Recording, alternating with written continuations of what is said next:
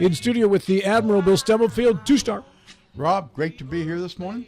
Pleasure's mine, Bill. Wonderful day. Yeah, good to have you here. We are produced by the sports doctor, Colin McLaughlin, and you can catch Colin and Nick and Dylan sometimes, too, at noon with the Sports Mix. That's weekdays between noon and 1 o'clock. And we have a friend in the studio who bridges two different genres of our communications divide. Bill, Elaine, Bobo.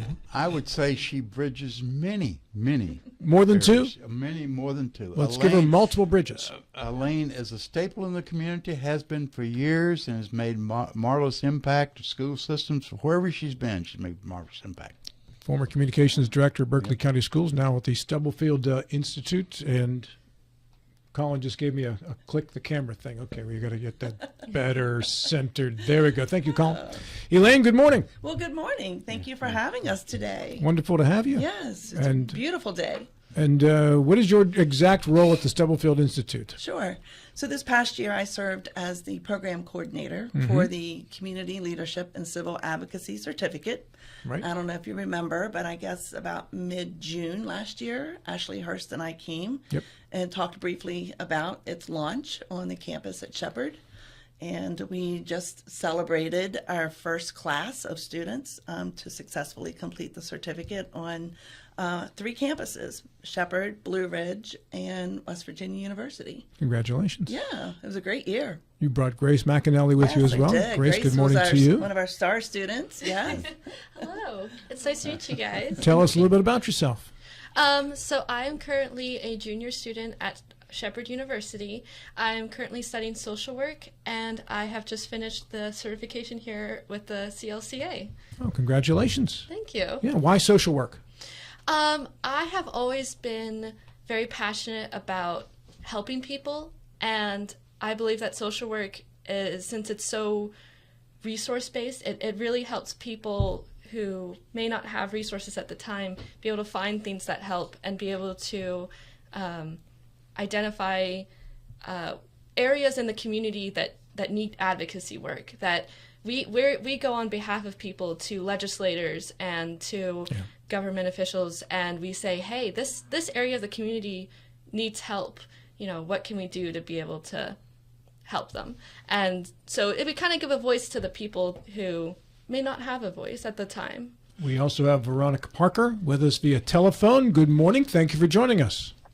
Good morning. Thank you for having me. Where do we find you this morning? So I am currently a senior student over at Blue Ridge Community College. I'll be graduating next year with my associate's degree in criminal justice. However, for the last 14 years, I have been in trust administration and wealth management. I have just successfully completed the CLCA certification, and my advocacy goal for all of West Virginia is financial literacy for all.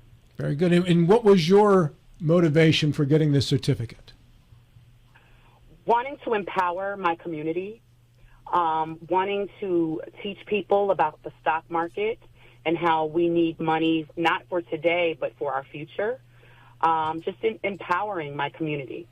Very good. Bill? Let's go back, Elaine, to first principles very quickly. What is the certificate? And we think we know why it started, but give us some flesh out certificate. Sure. Okay. So our students met 7 times during the course of the year. It was not a traditional 4-credit course. So the students that enrolled were actually taking this certificate work in addition to their regular course load. And we met 7 times. All of our content was delivered by community practitioners, people who are working in the field of advocacy or community organizing. And our students would attend a 2-hour session. Then they were involved in after-session activities, such as learning to power map, learning to do a feasibility study to see if the community is ready to accept their advocacy idea. The biggest thing was that each student was challenged with identifying an advocacy project, and they built it over the 7 months that we met. And Grace, her program was centered around social work. And of course, Veronica, excuse me, just talked about hers being financial literacy. And the final project was to create a presentation and deliver their advocacy project to a person in position of authority who could make a change. And if it's okay, I'd like for Grace to be able to talk about her project and who she presented to. Before we do that, let's one thing we learned was that we were asking a lot of the students to do this in not a degree oriented. They were doing kind of a volunteer learning to go. But now you're changing that. That's correct. That's going to be, you'll actually get credit for it. That is correct. Okay. Yeah, so the certificate, as it's known, the CLCA on campus, and I do want to back up and say that we ran this last year as 2 cohorts. So we had a group of students that met on campus. We had a group of students who met virtually. And that's hard to do in a 2-hour course online. But we had 3 students from WVU and, of course, Veronica from Blue Ridge, and then our 5 students that finished at Shepherd. So moving forward, the Stubblefield Institute has made a concerted effort to really make the CLCA kind of one of their flagship ideas or products, okay? Next fall, in fall of 2025, it will be offered for credit on a campus of Shepherd. 3-credit course? 3-credit course, yep. And then in the spring, we will offer it in a virtual format. And at that time, it will be open to other colleges and universities across the state, as well as southern Pennsylvania, because we're working with the Benedum Foundation, and that's kind of our target area. But we will also be offering it to nonprofits and people in our community that want to learn to organize community and deliver advocacy for change. Now, I thought Blue Ridge was given credit as well.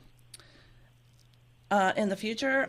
Yes. Okay, yes, in the future. yes, I thought there were now. yes. So no. Right now, it was all by certificate. Okay. By certificate. Yeah. Go ahead, Grace. You were going to have Grace talk about our project. Yeah, and then we can. Then we'll go to Veronica. Yeah. So my project was based on things that I experienced in middle school and high school. I personally saw growing up, especially starting in 6th grade, 7th grade, students who were dealing with stressful situations at home or in life in general, and they didn't have the coping mechanisms or the emotional regulation or the distress tolerance to be able to handle that. And so they didn't know healthy coping mechanisms. So I saw them turn to things like substance use, things like self-harm, suicidal ideation, and I knew growing up that this needed to change. And so what my goal was, or what my project was with this, was to implement an after-school group that would teach mental health skills to at-risk youth.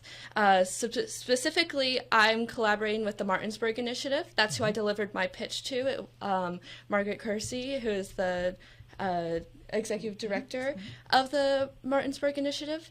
And what we did was, I basically, since they're part of the Martinsburg Initiative, which is a group of social workers and other professionals who work in the school systems to help with things like, with a bunch of different resources. Sure. They are an amazing group. Yes, we've had them on the show. Mm-hmm. Oh, awesome! Yeah, they. So I basically said, "Here's my idea. It's specifically the mental health group is based in something called dialectical behavioral thinking. It is a form of psychotherapy that basically focuses on 4 skills: emotional regulation, interpersonal relationships, mindfulness. Did I already say that? All right, no. Sorry. You got 3 of them now, at least, anyway. Yeah.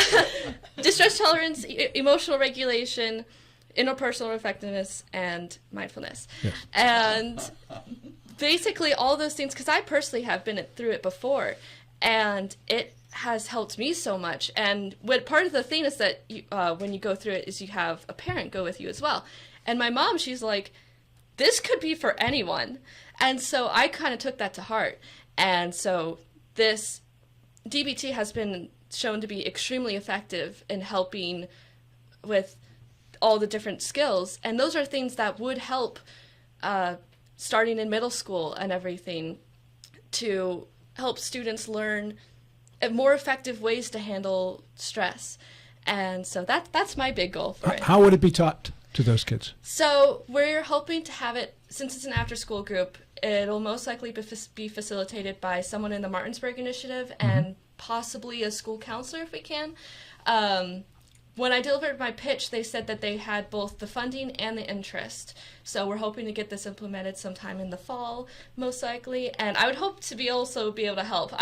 I'll be having, my field internship as a social worker and my classes, but I hope to be able to also help and facilitate that since I've been through it before. I found I was able to get a curriculum with worksheets and everything, so we're hoping to develop that more throughout the summer, and then it'll kind of be like a 4-module group. Sure. And then students are able to go through the worksheets, they're able to have group discussion, and be able to learn how to more effectively manage stress. And We could all use that. yeah. Veronica, take us through your project. Yes, so I had approached the EPIC Center, and for those that don't know, that's the Eastern Panhandle Empowerment Center here in Martinsburg. They do a lot of outreach. A lot of the folks there are domestic violence victims that are starting over. And so I approached them with the idea of hosting Zoom classes to just kind of open up the world of finance. A lot of these women have children that and they're starting completely over, all over again. And they don't know what a checking account is, the importance of it, a savings account. What is a money market? Is it better to buy something on sale versus paying full price for it? They don't know what interest is, what dividends are. Just there's a lot of things that we need that people just are unaware of. And so I felt like that would be the best first step in introducing this to folks. I read recently, it was in the last week or two, that West Virginia ranked last in financial literacy, Veronica. So when you begin to address these things, what knowledge base do you anticipate that you'll be starting out with folks who are listening to what you have to say?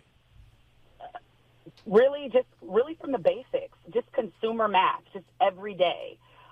Knowing if you're buying something on sale, what is 30% off of, what is 30% off versus 20%? It's just the little things that there are people who just don't understand, simple mathematics, balancing a checkbook, and then saving. I'm starting a new job. They are offering me a 401k. Do I need it? What is the difference of a 401k Roth versus a traditional 401k? There's just so many little things that we deal with on a day-to-day basis that people just don't understand. And if I missed this, I'm sorry, but I'll ask it anyway.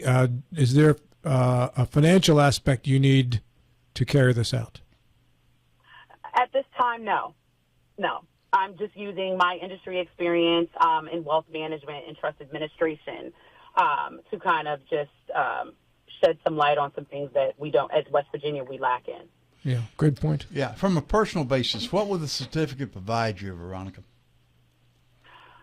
The confidence that I need to stand in front of people, to give them just the background knowledge that I need to introduce people to things that the unknown, so to speak.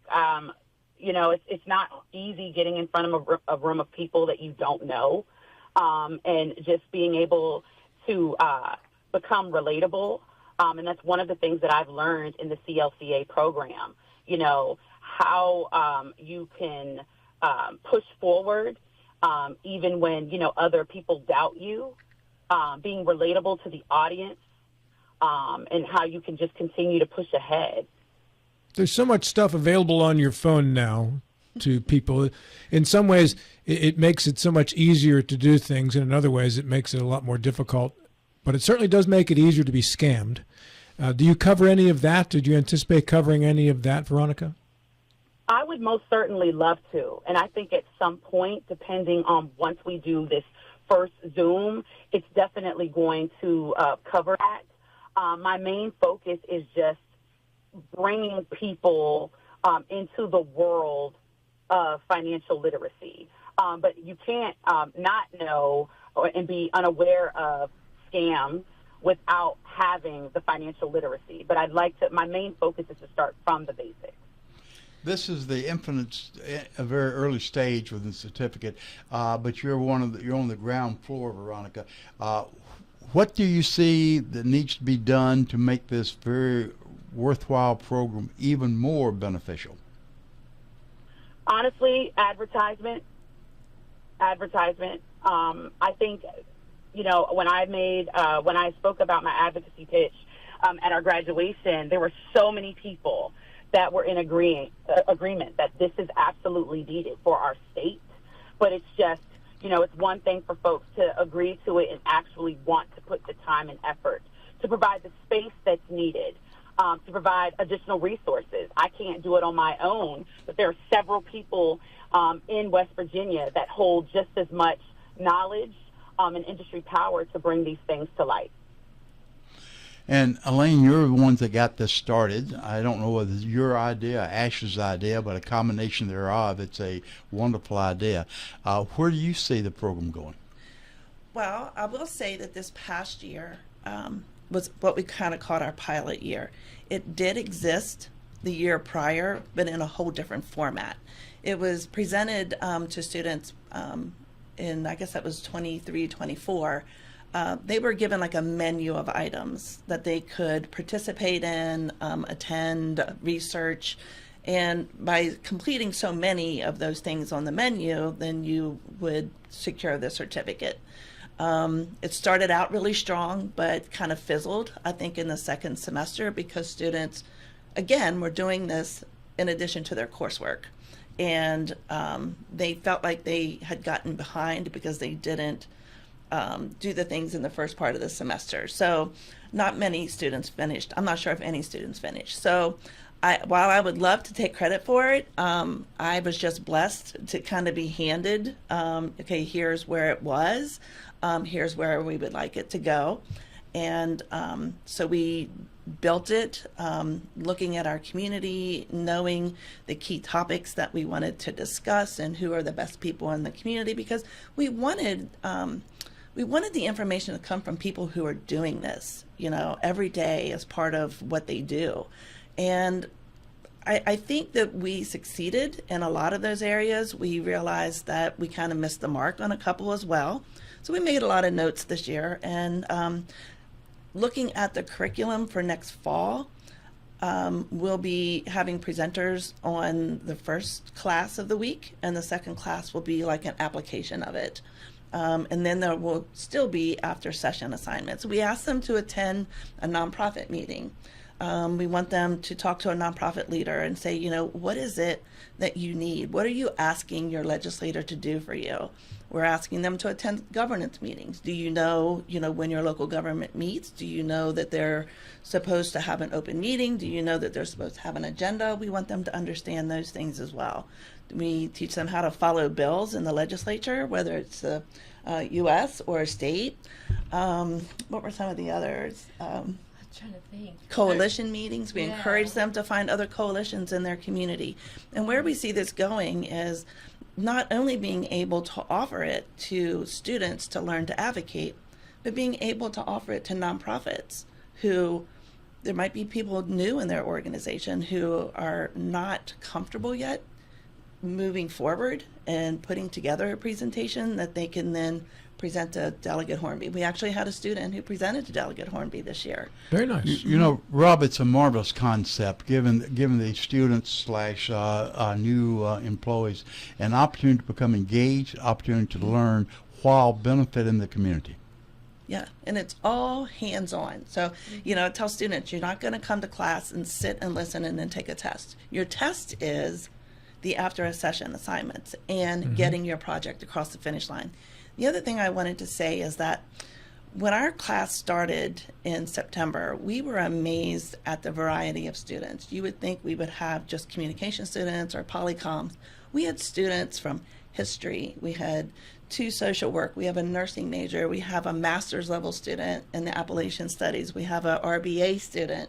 Then we had Veronica with her associate's degree. And at WVU, we have a PhD student. So it has really been very diverse. And I think that Grace would agree that from attending the in-person session, you started to bond with the students in your class and started to learn about their projects and their passions, because we talk about, that was the other thing that surprised us. We thought they would come up with just fictitious projects, but they all had a personal story. Real life we talk projects. About, we talk about storytelling and how you make it your own, and every one of them had a project that was deeply important to them. And how long did it take to complete the certificate A to Z? 7 months. 7 but we months. only met one time a month. All right. And when it becomes a 3-credit course, is it part of a major or or is it an elective? It's an elective. Okay. Yeah, I don't want to run out of time before I give 30 a seconds. personal thanks to Elaine. Elaine's going to be leaving the Institute, the Stubblefield Institute, but she has made a phenomenal impact during the time that she's here, and I want to thank her personally Thank you. for what she's done. So. It has been very meaningful, and the students have just been phenomenal. I've really felt a personal relationship with each one of them. Well, it was wonderful having you in studio, Yeah, Elaine. thank Good to you. see you again. Yes. Veronica, thank you for joining us via telephone. Best of luck to you. Thank you. Thank you. And Grace, all the best to you as well. Thank you so much. Thank you for coming in.